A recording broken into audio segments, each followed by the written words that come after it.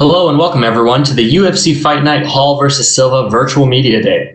UFC Fight Night Hall vs. Silva takes place this Saturday, October 31st at UFC Apex in Las Vegas, with all fights carried exclusively on ESPN Plus in English and Spanish.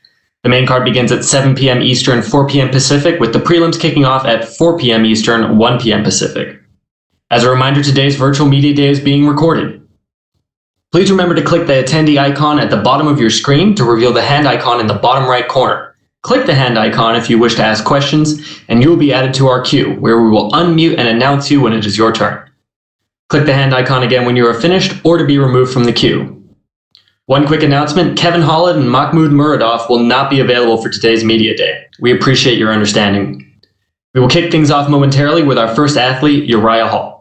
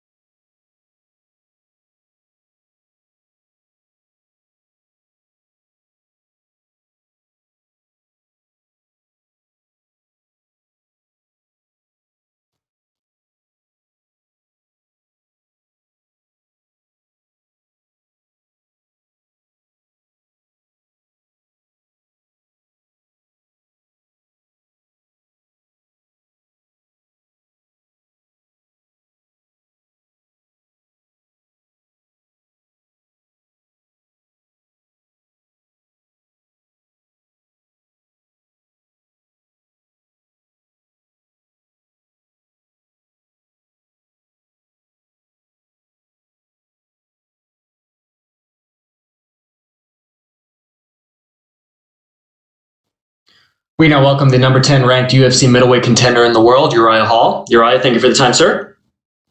So, man. What do you answer?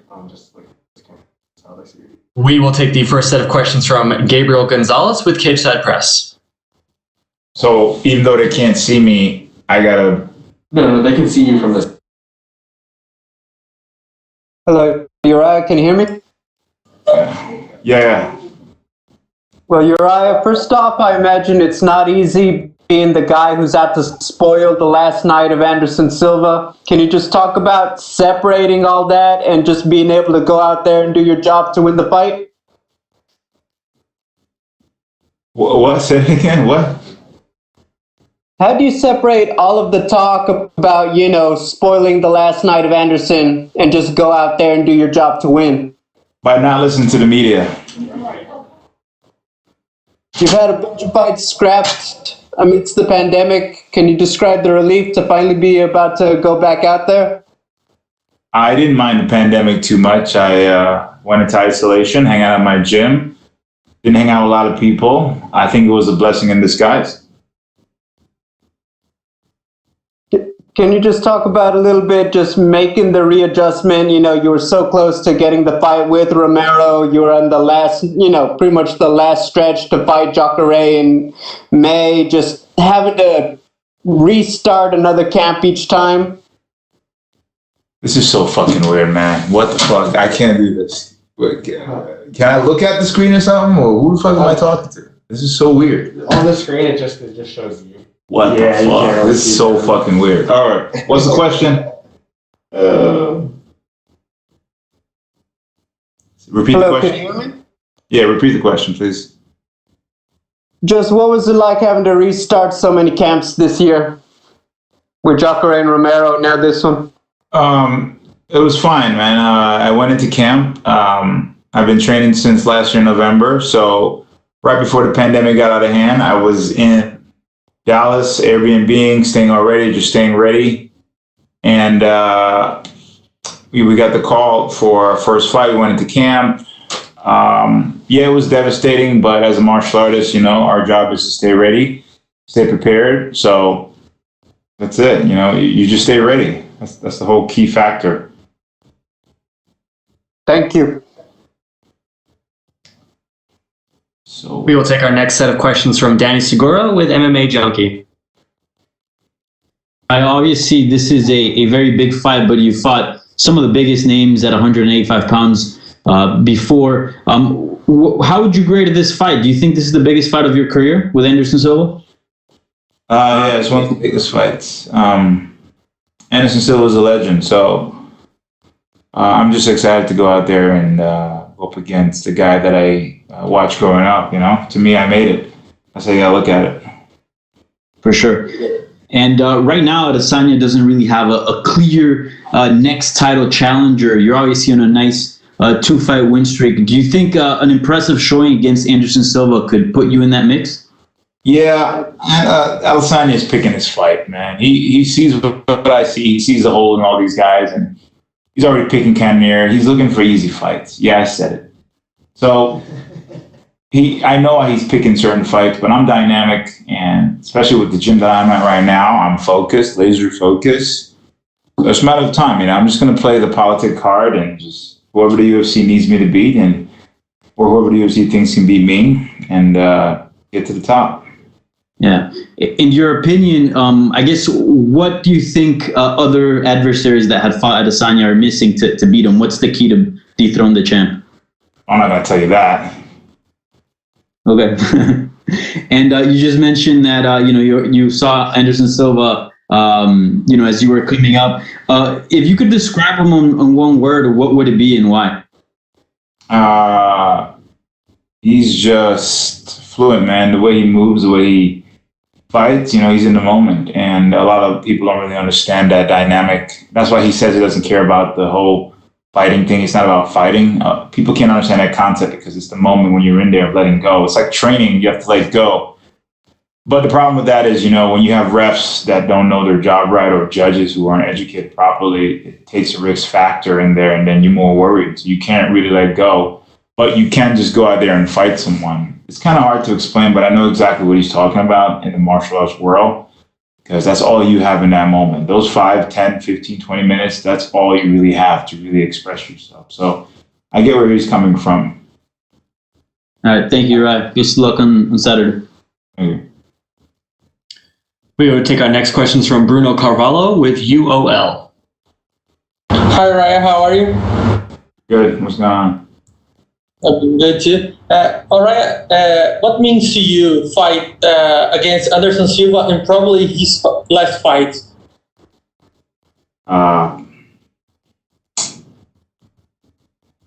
It's a fight, man. It's work. You just show up to work and you do your job and you get out. That's it. I mean, obviously he's a legend and I respect him, but it's a fight.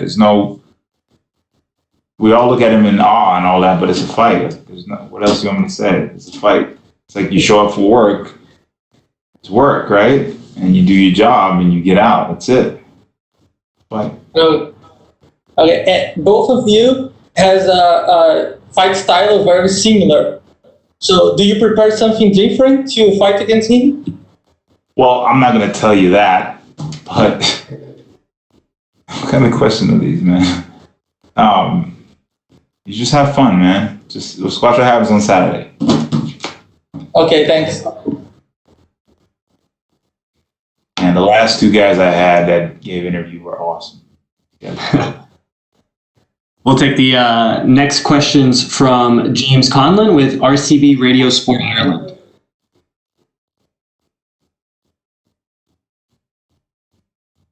James, please go ahead.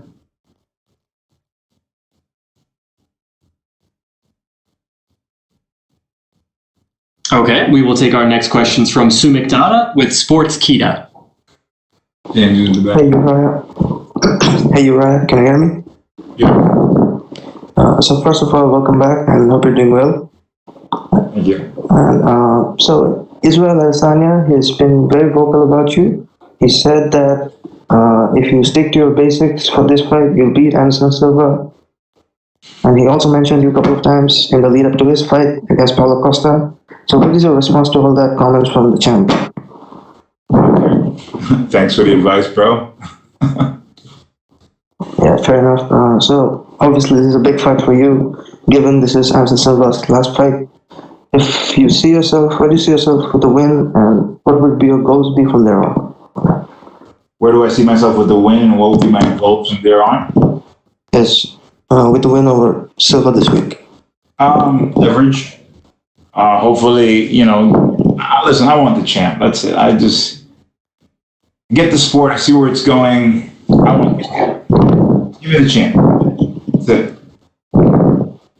Last question from me. Your coach said that you're ready to play the villain in Anderson Silva's retirement fight. What are your predictions for this fight, and how do you plan on spoiling his retirement? You said play the villain?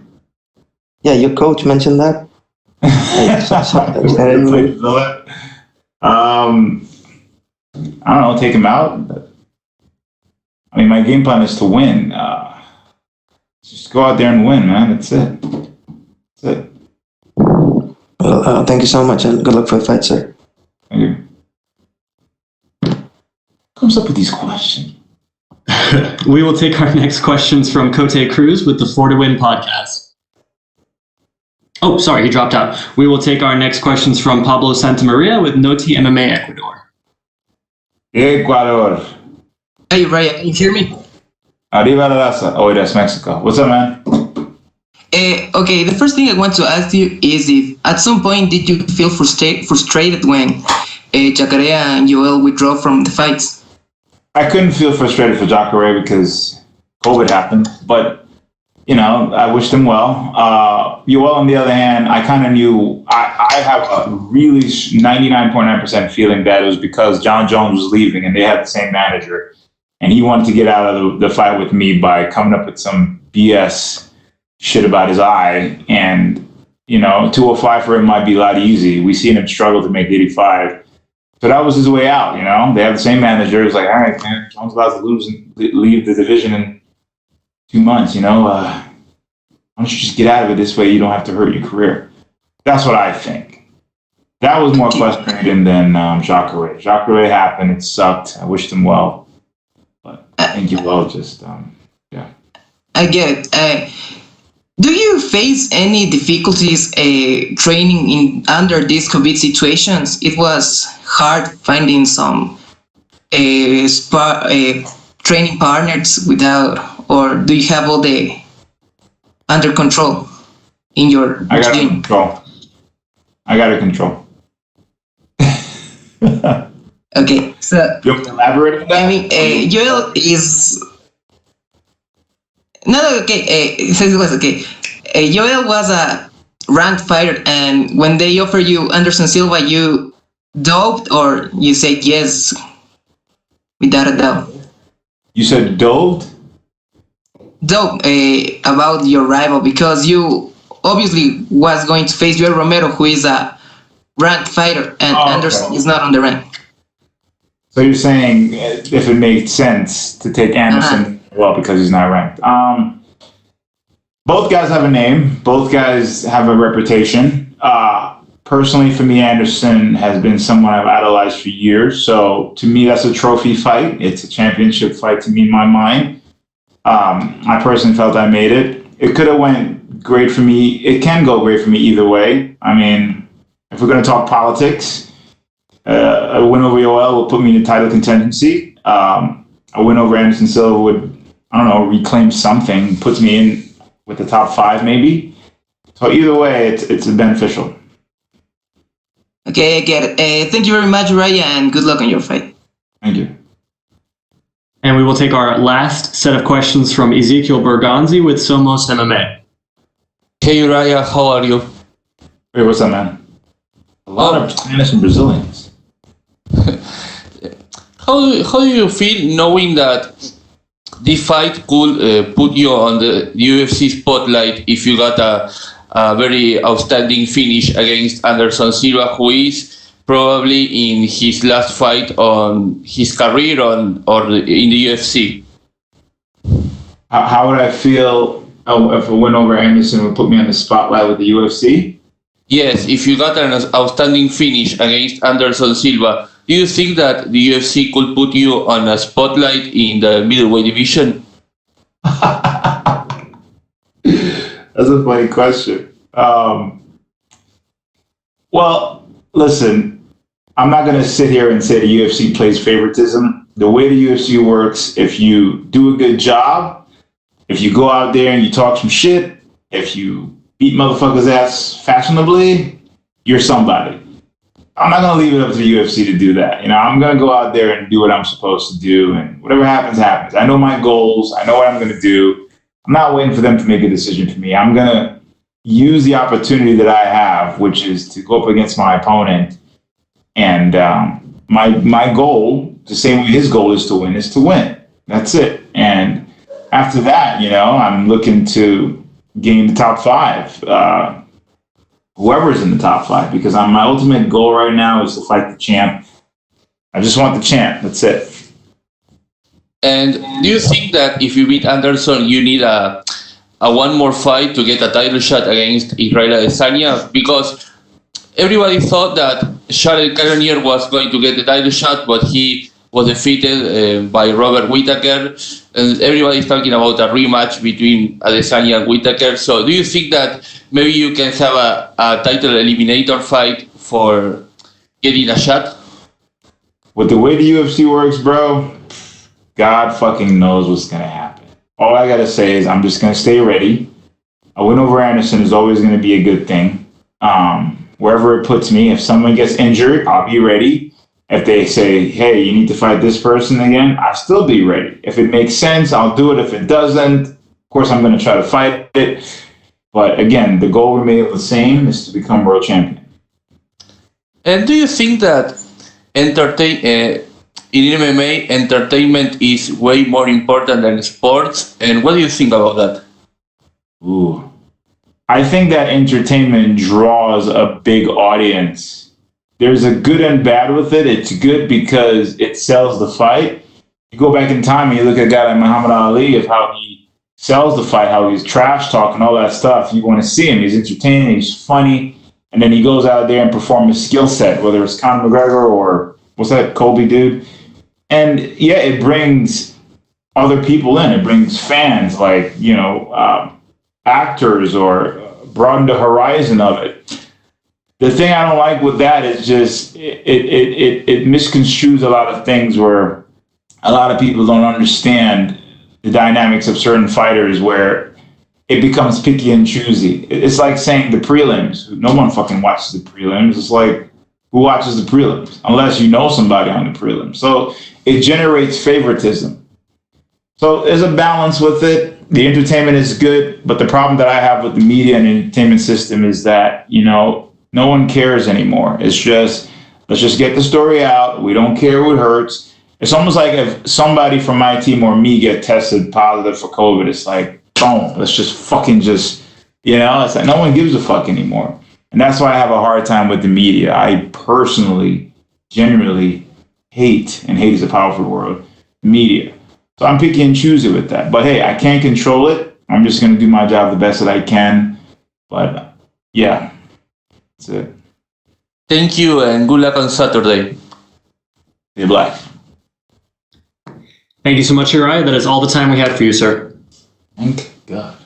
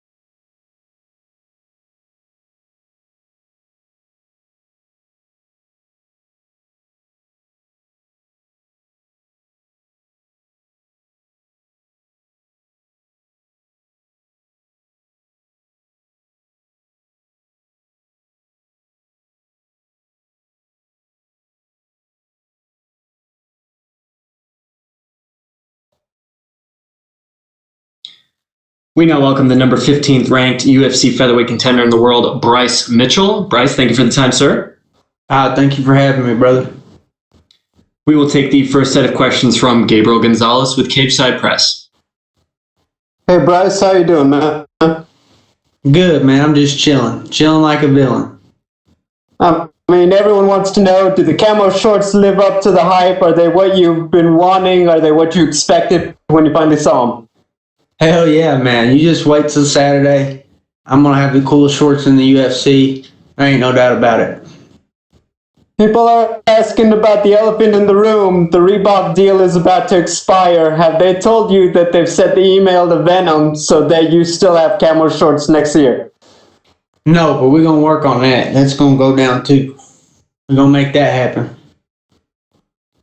Let's talk about the fight a little bit. I mean, you're on a great run. Just what's it been like to, I guess, stay focused, as I'm assuming you're getting all of this new attention as you've had a great year so far?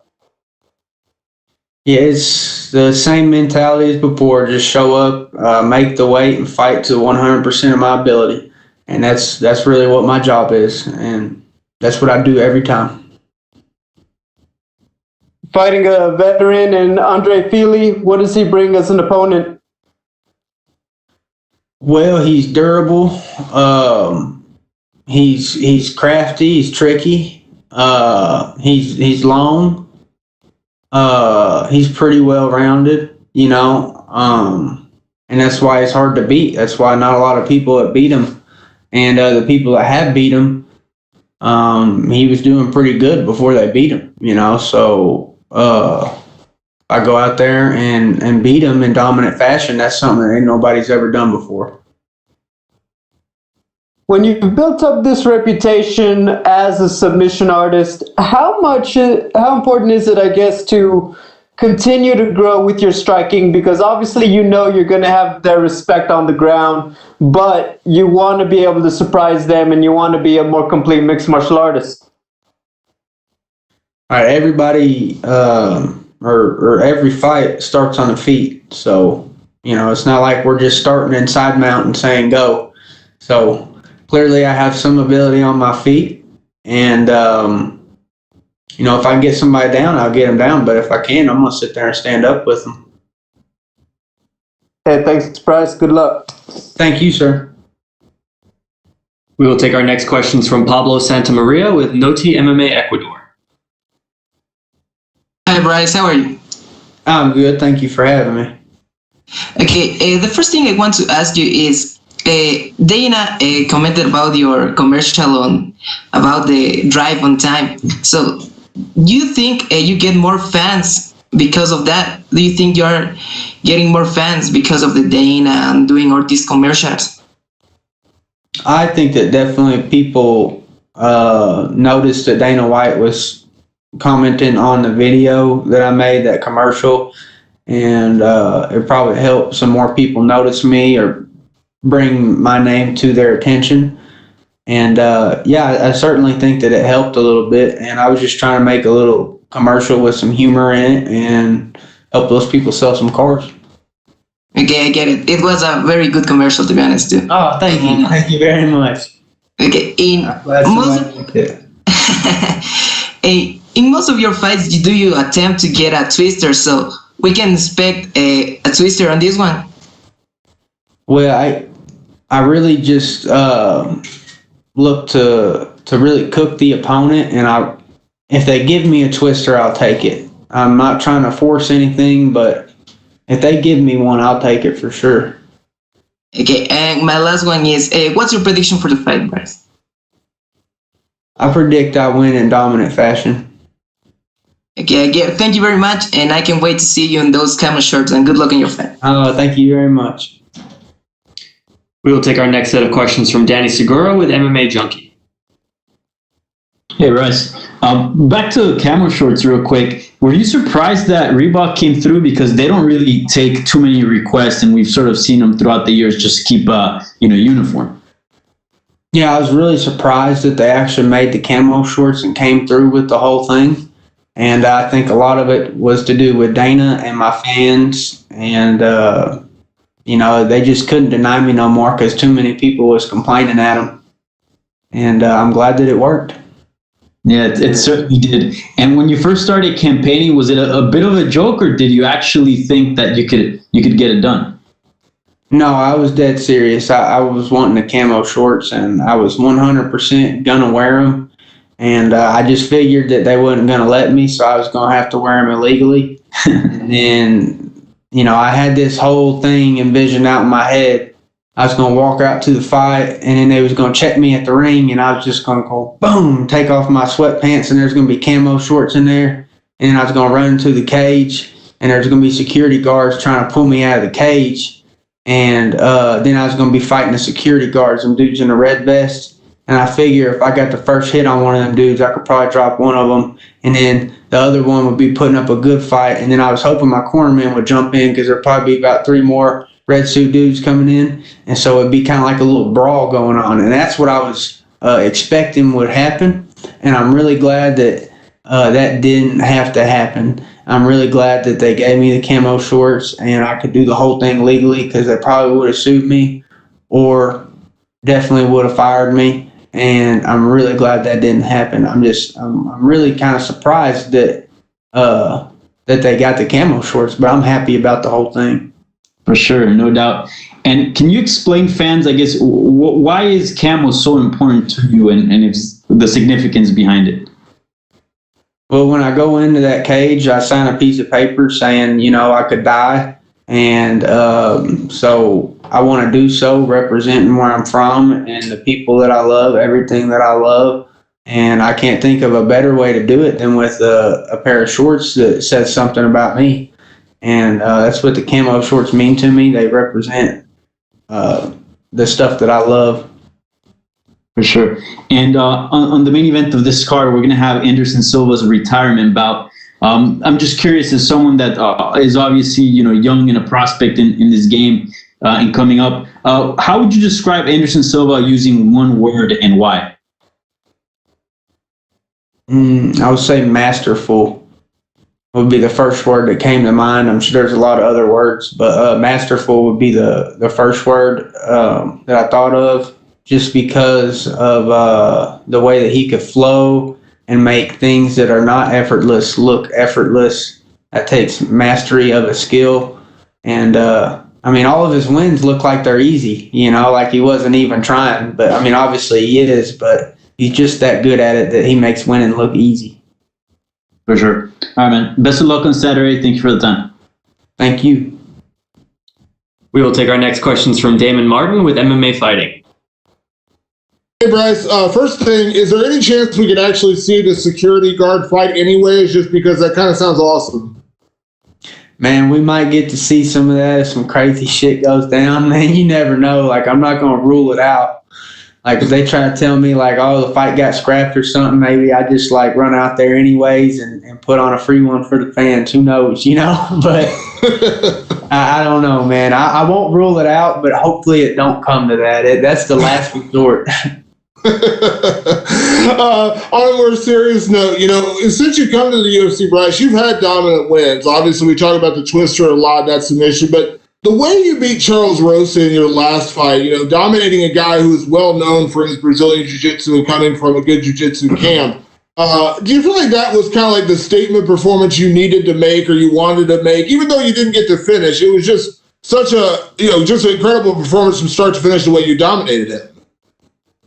Yeah, I was disappointed in myself because I wanted to get the finish, but looking back at it, there's a lot more things you can learn about yourself after watching 15 minutes in one of your fights than, a minute and 50 seconds. Because say if I would have subbed him in the first minute and a half, I wouldn't have. There's so many things from the last fight that I fixed that I got to watch about myself, and it made me a better fighter. And I think Saturday is going to prove that I'm a lot better than I was when I fought Charles Rosa. You mentioned it earlier, Bryce. Of course, everyone immediately, pegs you as a grappler and as a phenomenal submission guy. But Andre Fili is one of those guys, very scrappy. I think we've heard, Max Holloway complimented him as, one of the hardest opponents he had to face at featherweight. When you look at this kind of fight, do you feel like, it can be that dominant, ground performance for you? Or do you feel like this might be a bit more of a scrap? It could go either way, and I'm prepared either way that it goes. And I want to beat him better than anybody's ever beat him, and then that'll prove that I'm something special. And last one for me, Andre has always been that kind of guy on the fringe of the top 15. He's fought, top 10 guys, beaten guys who probably deserve to be in the top 10. Do you feel like this is kind of like your gateway to the rankings? Yeah, I definitely think people are going to notice me after a win over Fili because he's such a tough, durable fighter. He's never been a pushover. He always shows up and brings it. And so, when I beat him, people are going to say, wow, he did something special. Thanks, Bryce. Thank you. We will take our next set of questions from Cote Cruz with the 4 to Win podcast. Hey, Bryce. How you doing, brother? Nice talking to you. Thank you for having me, brother. No, thank you for your time. In your last fight, you displayed a master class in control on the ground. You plan to keep this fight on the same way, or are you looking for something extra or different to surprise the fans on this outing? You'll have to see, brother. You have to watch Saturday, and who knows what's going to happen? I don't even know what's going to happen, but I'm going to go in there and give him hell. I can guarantee you that. One thing I know for sure, I want to see the fight with the bests, too. That got me all hyped up.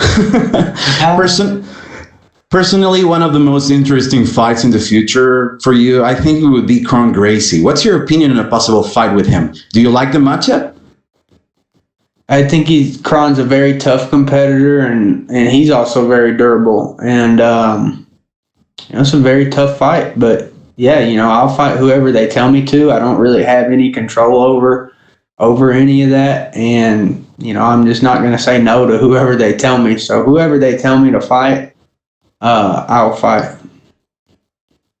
I see. You're currently in the top 15 of the division with a win against Fili this Saturday.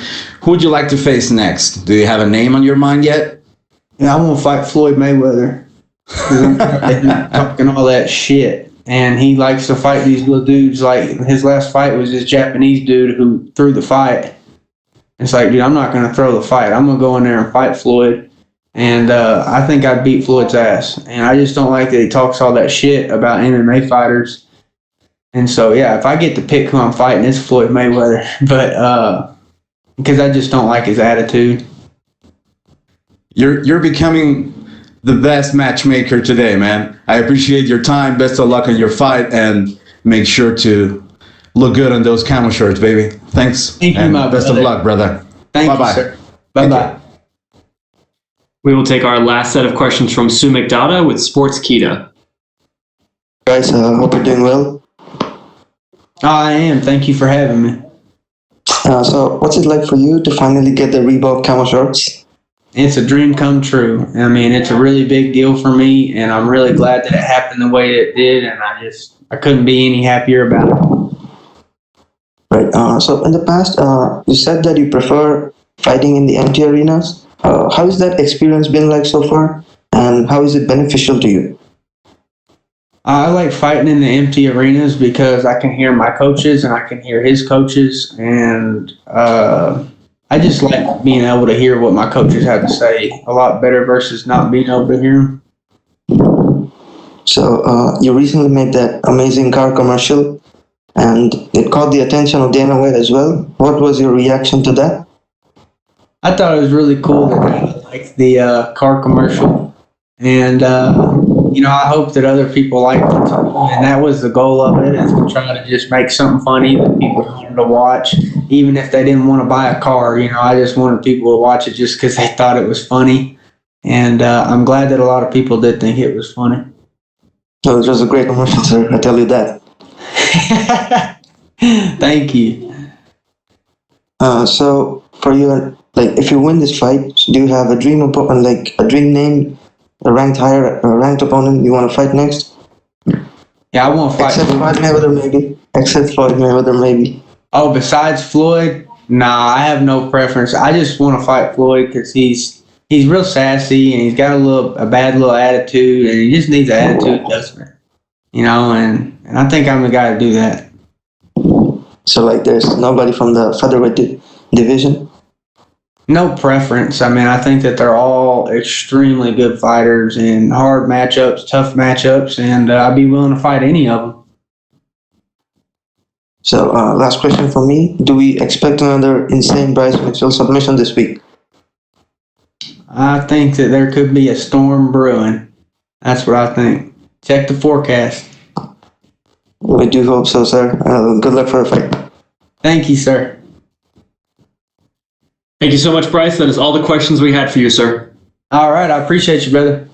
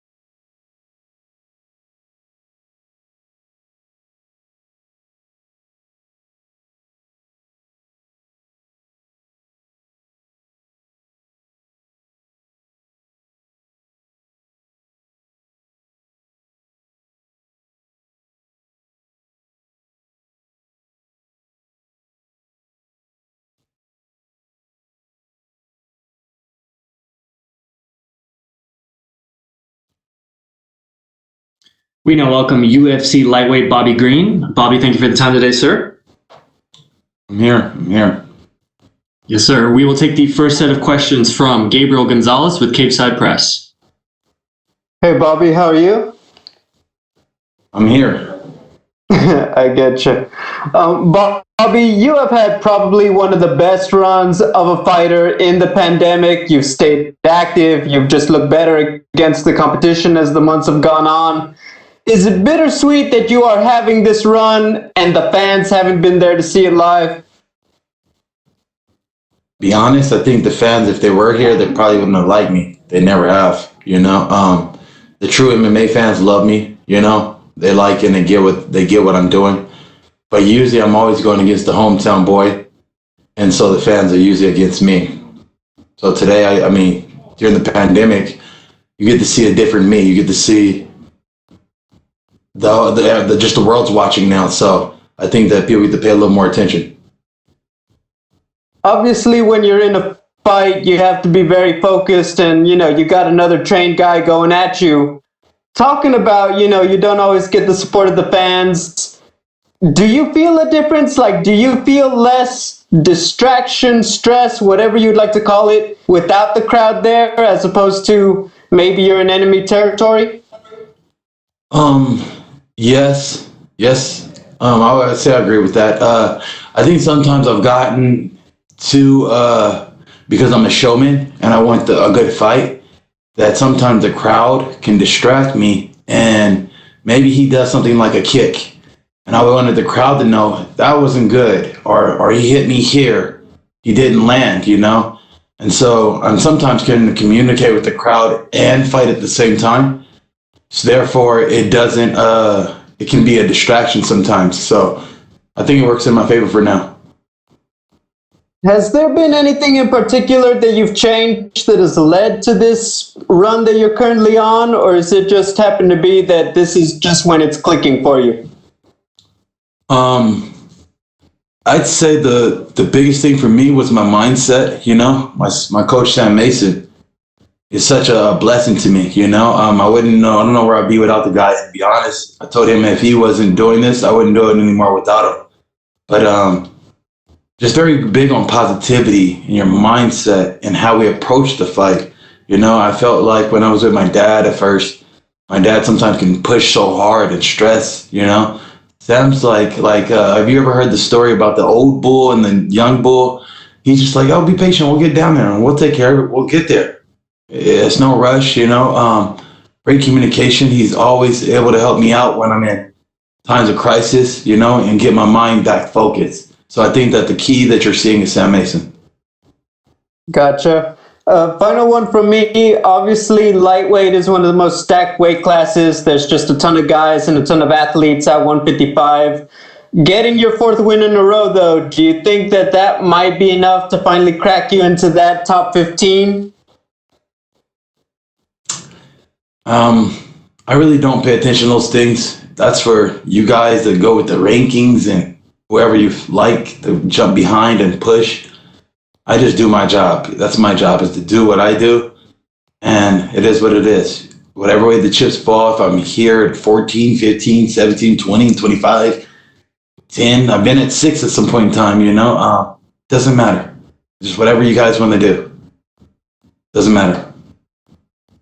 Thanks, Bobby. Good luck. We will take our next set of questions from Danny Segura with MMA Junkie. Hey, Bobby. Hope all is well. Wanted to ask, this is your fourth fight in 2020, and I think this is the most active you've been compared to years prior, or at least recent years. Why do you think, why have you been so active in 2020? God, Jesus, if I want to be more specific. Thank you, Jesus, for blessing me with these opportunities. I don't know. I don't know. Jesus has been blessing me, and all the stars aligned, and it's been working great, you know. But I do want to say to you guys tagged me in something. Some fighter called me out. That means that I'm making waves, and somebody's watching. So that's kind of cool. But I do want you to know that fighter, wherever he was, who called my name, just let him know that I will come see him really soon. Put him on the list. Anybody says my name will get the opportunity that they were looking for. So I will see him at some point in time. For sure. Did you expect to be this active in 2020? Did I expect it? My coaches pressed me. My coaches want it. But we've always said it, me and Sam, we just go whatever Jesus gives us, you know. That's all we can take is what he gives us. You know, we just take it one day at a time. We enjoy our lives. Hey, they want you to go do that. Pray about it, and then we go do it. For sure. It's been. I didn't have any expectations. Like I said, this is all God. It's not me at all. I'm just doing whatever's getting put in front of me. Yeah, for sure. And I believe the fighter that called you out was Ziam Fares. So do you have, because he called you out and he had a few words for you, is that a potential fight that you'd like down the line? Yes, I want him. Anybody that says my name, I have a rule. You say my name, I will come see you. Say my name and I shall appear. Don't worry, we will find you. You don't have to come find me, I will find you. Said sign the contract. Listen, I only fight in America now. I'm an American and I support my American people. So if he can come to Vegas, because I'm not going all the way out to Abu Dhabi, he can come out here and get his ass kicked and get an American ass kicking. For sure. We'll make sure to get that out. And lastly, I wanted to ask, at the top of this card, we're having Anderson Silva's retirement bout. I'm curious, if you could describe Anderson in one word, what would it be? In one word, if I do want to describe Anderson Silva.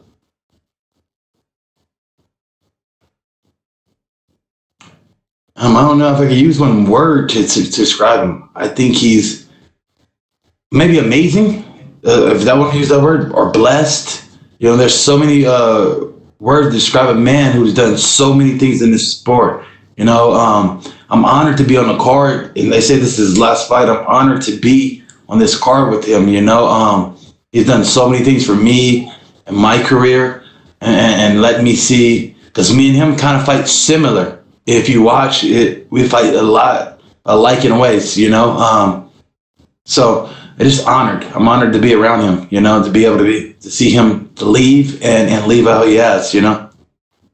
For sure. All right, Bobby. Well, I appreciate the time and best of luck this Saturday. Thank you. Thank you so much, Bobby. Those are all the questions we had for you, sir. Yes, sir. Thank you so much. Thank you.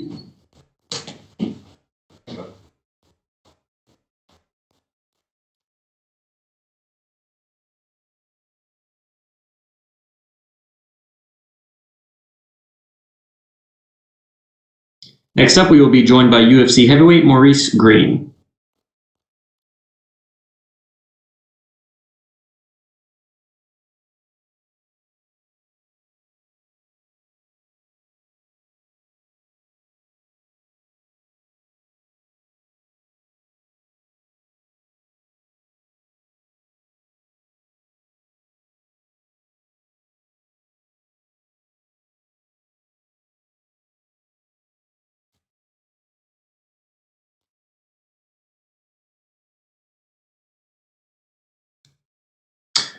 We now welcome UFC heavyweight Maurice Greene. Maurice, thank you for the time today, sir.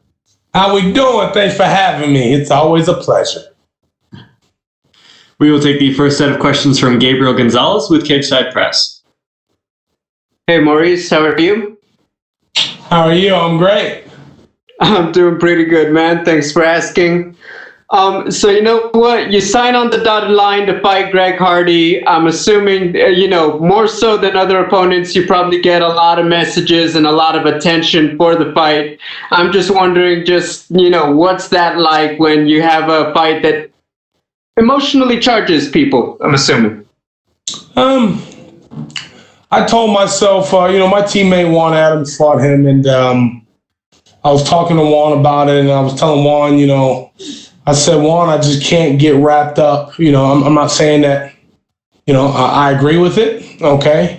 But that's none of my business. And if I was in his position, I was trying to change my life, and I was on a different professional platform trying to make a transition, the last thing I'd want to do is have my opponents continuously bring up my past, because I'm trying to move forward towards it. I mean, at the end of the day, we're going to get locked in a cage. And when the crochet boss fights how the crochet boss knows how to fight, they'll get their result that they want. I got a family to feed. So all of my motivation is feed my family and make sure my kids have to want for nothing, and my fiance has everything that she needs when daddy's away. So the messages, all that stuff, that really don't get to me. I got one job: take care of my family. All that other stuff, that's America's issue. That's not mine. I'm assuming with the pandemic and obviously quarantined at the hotel that you got a lot extra time to do more crochet work. So who has not gotten a gift yet with all the time you've had to make stuff for the UFC staff and etc.? Oh man, there's a lot of UFC staff that I still need to. I cross paths with these guys, and they always take care of me, and they're always good to me. They're nice. It's just a great experience every fight week, and which is the reason why I'm all smiles right now. So slowly but surely, I'll get to everybody and make sure everybody got just a little chip of the crochet boss every time they go to them cold climates. So, it's too many to name. Have you been making any new stuff? Have you learned, just some new skills with all the extra time this year? Or what's up? You know what? I've been pretty active, man. I fought in January. I turned around and fought in June. I'm fighting now. So I've been in camp. I moved my family from Minnesota to Albuquerque. And then I've been in places where I myself have been in, dark places. After losing 2 straight and not knowing what the future of this dream was for me, you fall into a dark place sometimes. So it's been a taxing year. But it's starting to turn around, and Saturday night is going to continue to turn around in the way that I need it to turn. So, on that note, as a fighter yourself, what do you most want to show in your performance this Saturday?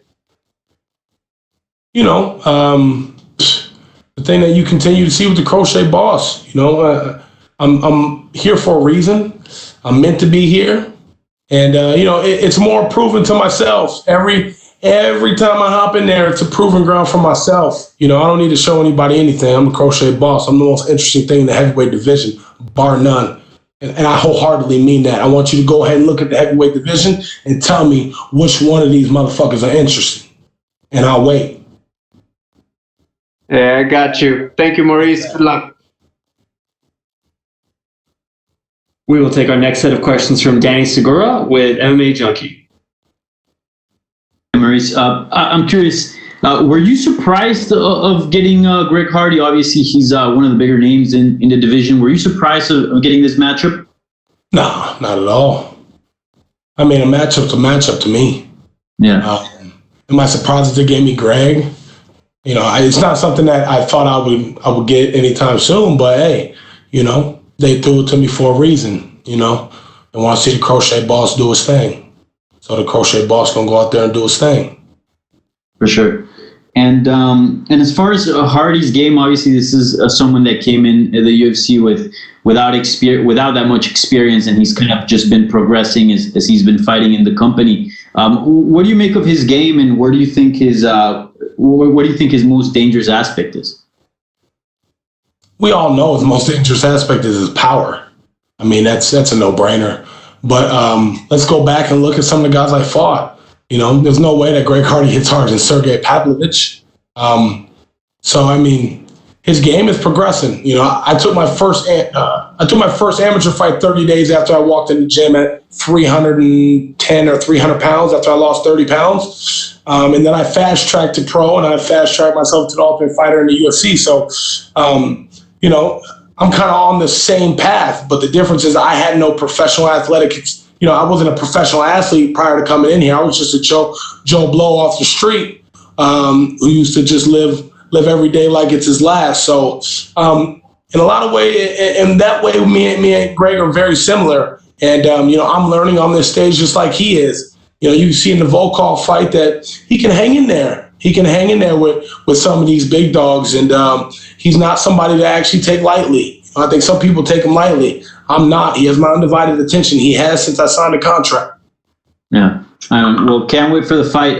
Best of luck. Thank you so much. We will take the next question from Damon Martin with MMA Fighting. Hey, Maurice, this. I know after your last fight, you talked a lot about, moving your family to Albuquerque and finding a real training home in Jackson Wink. And you mentioned, that you've kind of, in a way, you have grown up in the UFC, coming from the Ultimate Fighter and things like that. But how much have you grown up working with that team? Leaps and bounds. Leaps and bounds. Let's put it this way. Where I'm at today and where I was at with my last camp is night and day. Jackson Wink is the place for me. Jackson Wink has everything I need. They have heavyweight training partners, and you need that heavyweight pressure to fight these big boys. That's what I didn't really realize moving from Factory X to Jackson Wink is, the lack of heavyweights at Factory X was kind of a downfall for me. And it's not any knock on Factory X. They got great coaches. They got world-class coaches.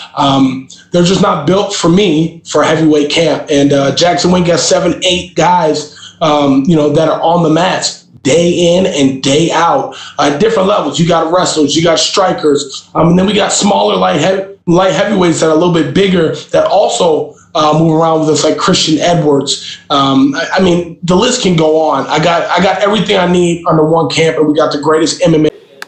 Lola, lay down. Lay down, Lola. Lola, go lay down. Lay down.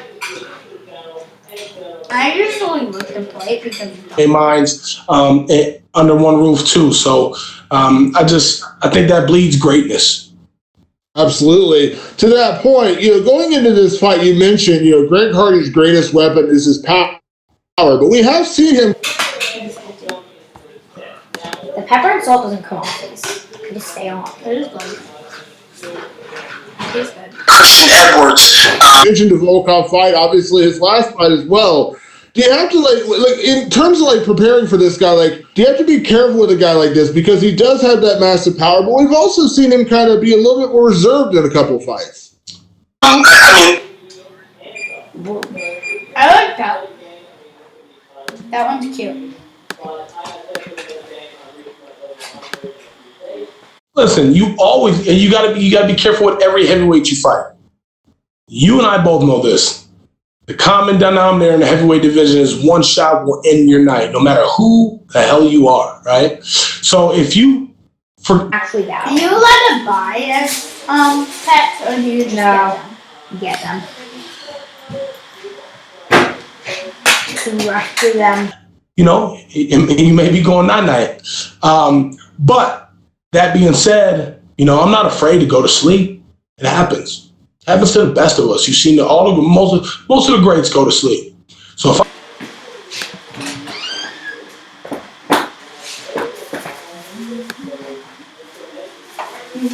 You're in a battle or something? Go back.